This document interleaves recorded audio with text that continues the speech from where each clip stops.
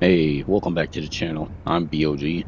and this is going to be a quick walkthrough about the accessibility option and things to look out for in Diablo 4. So overall, this game is definitely heading in the right direction in regards to accessibility, and specifically accessibility for gamers who are blind and visually impaired. All right. So what I'm going to go over is I'm going to go over some of the map stuff, how to use your map, how to use your pin system, how to know what the navigation assistance noises are telling you, and go into some of the screen readers things as far as your character, skills, and things of that sort. All right. I've had a lot of people ask questions.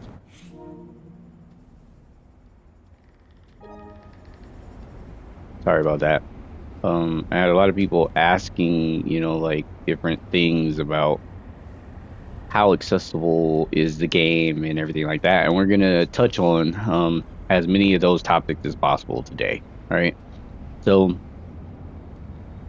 depending on what system you're playing on, whether it be your PC and using an Xbox controller or your Xbox or your PlayStation, a lot of the accessibility is the same across all platforms. So all of this stuff, all the information and details and stuff will work on pretty much any console. All right. All right. So uh you hear the screen reader telling me that that's a character and that's their name, and they're walking around, or they got on their horse or whatever. You can hear that. All right, so we're gonna go into the first. So I'm gonna break this down into two menus. You have one menu, which if you are playing on Xbox and PC, it would be the button to the left of your Xbox menu button, right? So the big button in the middle of your Xbox, to the left of that is where you'll get this. On PlayStation,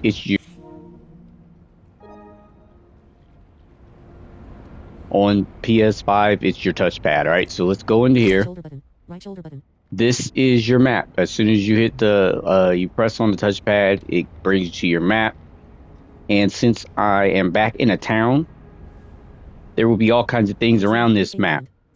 Zarbinset, Crusader Demon.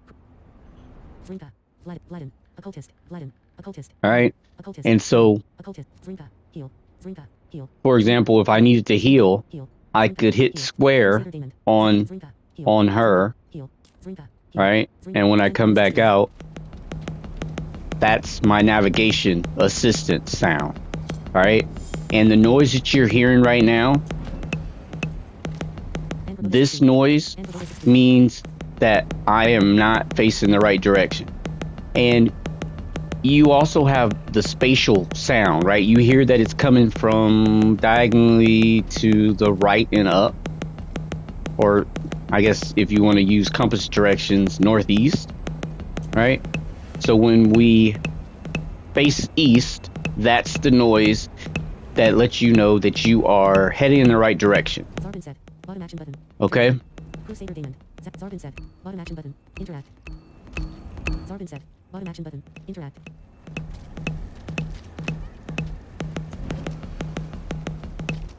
You have reached your destination.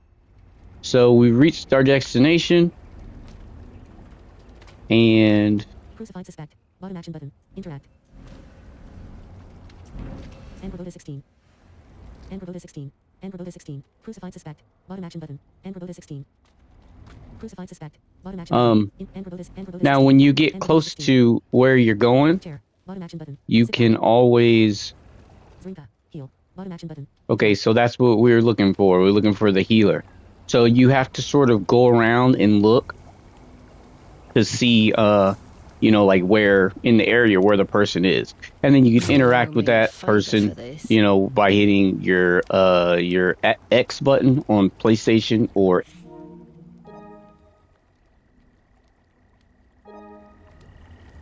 sorry about that, I keep forgetting. um so on PS5 it's your X button. On Xbox, it is your A button. All right. So that's how you get into your map. That's how you pin things on the map. You pin with the square button on PS5 or the X button on Xbox. All right. So you're able to pin whatever you wherever you're trying to get to while you're in town or whatever. All right. So um, the next thing in this menu, and you can navigate with your L1 and R1 buttons. I'm going L1 to get over here, and then you can come down and you can come down to options, right? So in here, this is where you're gonna find a lot of your accessibility stuff, right? So it's still L1 and R1 to navigate this. You want to make sure, of course, if you're blind or visually impaired, you have that on.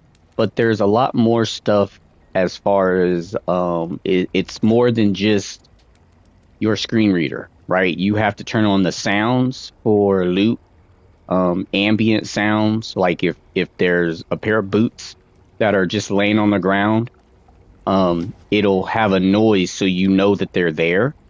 When um, when you open up a chest, it also gives you an ambient loot sound. It's sometimes it's hard to find, so you have to sort of search, you know, search around and stuff for it for whatever the loot is. All right, um, so in here you have a lot of different options, and I suggest you go through all of the options be- because you want to come in here to like your sound, and you want to make sure like all of your stuff is set up. Voice chat focus, transcribe, cinematics, dialogue, lore book, text locale, speech cinematics, dialogues, lore book subtitle, font color, background, auto progress, use screen, All right, screen reader speed, 80, so text to speech, voice option, and I won't go through everything here, when text to speech is enabled. but there's a lot of stuff in here, like this is your voice, your text to speech stuff, all of your stuff as far as like your channels, right? So you'll hear different channels and everything like that. You want to make sure, like I said, the in-game loot sounds are on, and you also want to make sure that you turn on all of this stuff, because if you don't have this stuff on, these things will drop and you won't know that they're there. So you want to make sure that you have this set on. You can have it set on common, because I have it set on common because this is my first real playthrough. But once you get, you know, I guess higher levels, you won't really want common stuff. So you'll want to switch it over to you know, like rare or whatever. But I'm keeping mine on common. Also, if you're looking for something certain, then you can come in here and switch it on, and then you'll only really hear, you know, whatever you want to hear. All right, so ambient loot, all that kind of stuff. Okay, so we're gonna go back out to the main menu. I mean the main game, right? Okay, so that's the first menu. What else does it have in here? Oh, your quests. Okay, so you hit the left on the D-pad, that'll open up all your quests, and then you can come in here and navigate through all your quests, right? And so when you come in here and you say, okay, this is the quest I want to do, like this one, the swamp, right? So I could hit X and it would give me that navigation noise to lead me to wherever this is, right? And then also you have 40 slots for quests, so you can have a bunch of different quests at the same time. That way you really never run out of stuff to do in this game. There's like quests are everywhere, right? It's a huge you know, it's a significant part of the game. Loot, quests, exploration and pretty much, you know, open world, you know, being able to traverse throughout an open world. All right, so you can come in here and you can see your quest. You can hit square if you're on PS5 or X if you're on Xbox, and it'll ask you if you want to delete a quest, right? So say you get a quest and you're like, I'm never going to do this, like this, right? So I'm gonna hit square, and it'll ask me if I want to abandon it. I don't want to abandon it, so I'm gonna hit circle on PS5 or B if you're on Xbox or PC. All right, so you can find parties of people who may be, you know, who you might want to team up with, party up with. All right, and then you can create a clan. This is stuff where they try to like pretty much sell you stuff or give you stuff. All right, so the next menu is your option button on PS5, or it's the menu button on Xbox. I think it's on the right side of your Xbox button, or on the right side of your touchpad. All right, so this is where you get into your character, right? So you have a bunch of different slots for your character: your head, neck, arms, chest, all that kind of stuff. Hands, and you find loot as you're going through the world. You find all these different types of loot, and then you're looking to get the best loot, right? So item power is really important, but it's not solely the most important thing, right? Item power is important. Sorry about that.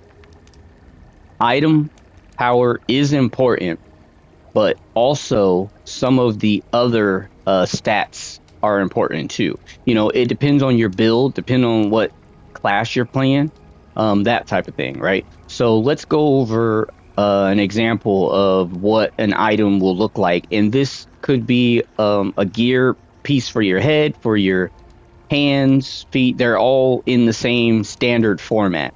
All right, makes it easier for you to see, you know, what something is real quick. All right, so this is wand. 18 damage per second, minus 13. 12-18 damage per hit. 1.20 attacks per second, very fast. Plus 4.5% vulnerable damage. 4.5%. Plus 15 intelligence plus. So the item power, maximum life. 4-6. Empty socket. it just depends on where you are. That item power for someone who is of a higher level might be too low. For me, it's a pretty good item power because a lot of my stuff is just coming into 200. So that's not bad. The second thing was that it had Rare wand, 211 item power, 18 damage per second, minus 13. Okay, so the damage, 18 damage per second, right? Rare wand, 211 item power, 18 damage per second, minus 13. 12-18 damage per hit. Minus 13 means that the gear I have on now does 13 more damage than this right now, and then it also gives you the range of the damage that is possible with this wand, right? So that's the next thing.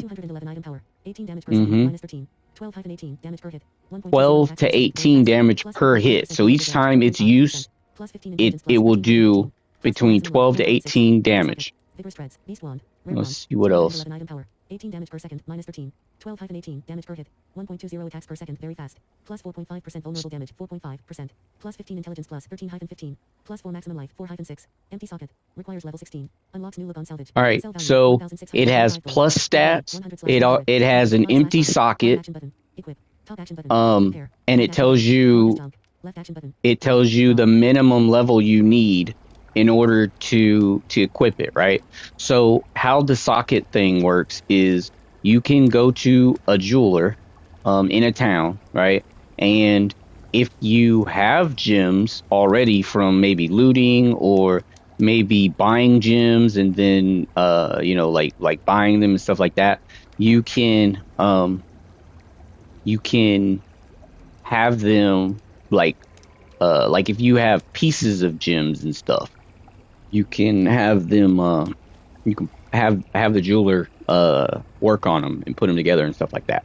All right. So there's also crafting in this game, right? So you can be out in a dungeon and be collecting ore, and then you can bring them back to like a blacksmith and see what, you can sell them or whatever. So there's a lot of farming that goes on, and it's all pretty much accessible.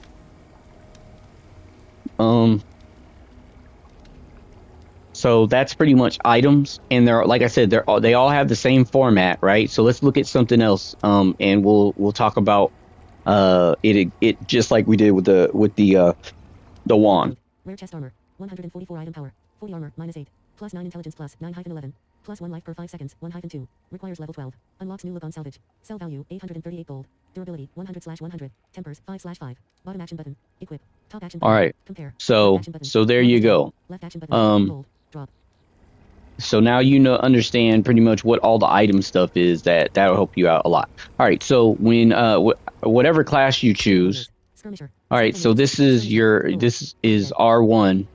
I just hit R1, and depending on what class you choose, I think this screen will change. I'm a necromancer, so this gives me all of the details and stuff on my skeletons, my skeleton mages, all that kind of stuff, like my minions that I use, that I'm building.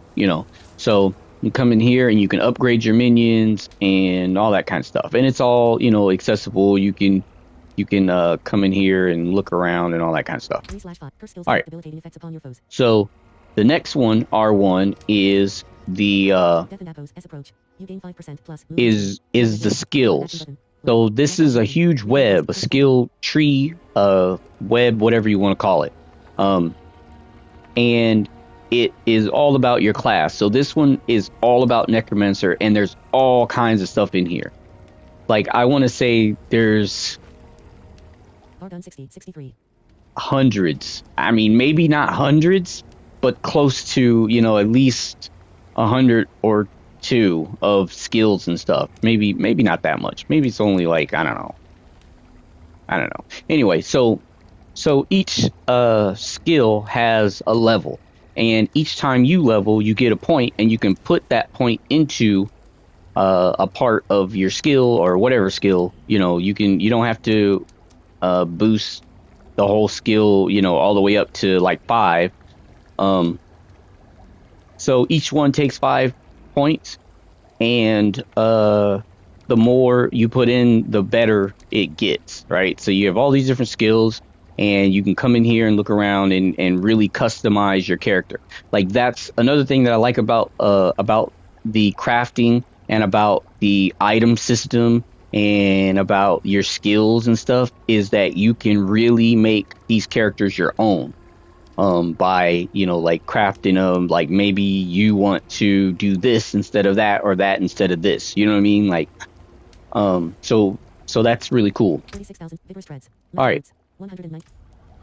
So we talked about the accessibility. We talked about some of the options. We talked about using your map. Talked about using your first menu, which is your map menu, your second menu, which is your character menu, and that's how I refer to them. Like, your map menu, and then your character menu. Your map menu has your options and a bunch of other stuff in there, quests, all that kind of stuff. And then your character menu has things about your character, your items, your minions, or whatever it is you have, and your skills, right? So another thing about your map is when say you're looking around your map, right? So I'm looking around, and this is in the area where we are. So you can hit L3, which is your left stick. You can press your left stick in, and it'll immediately center the map to where your character is. So you can go look around. So there's a waypoint right there. There's a quartermaster. All right. And then if I want to get back to where my character is, I just hit L3, and I'm back to where where I'm standing. All right, so that's super important because you can go and you can go and look around, like, you know, you can look around a lot, I guess, depending on the size of the city. But you can always get back with using your L3 button. All right, and then when you are fighting, depending on how you have your options set up, R3 is how you focus. You can shift focus between one or two or three or whatever, how many enemies, by flicking your right stick. Say one is closer or something, flick your right stick, whatever. All right, and then when you put your skills into play, it'll say, okay, it'll ask you if you want to equip like the skill. So then it'll equip the skill, and then it goes like you're like on, if you're playing on PS5 or Xbox, your A or X button is like your main button where you would go to interact with stuff, right? So healing, like I'm hitting, you know, X or A. When I want to interact with, you know, whatever, like a chair. If I wanted to sit down, I could interact with that chair, and it's just X, pretty much. When you hear that noise, it means that there's something,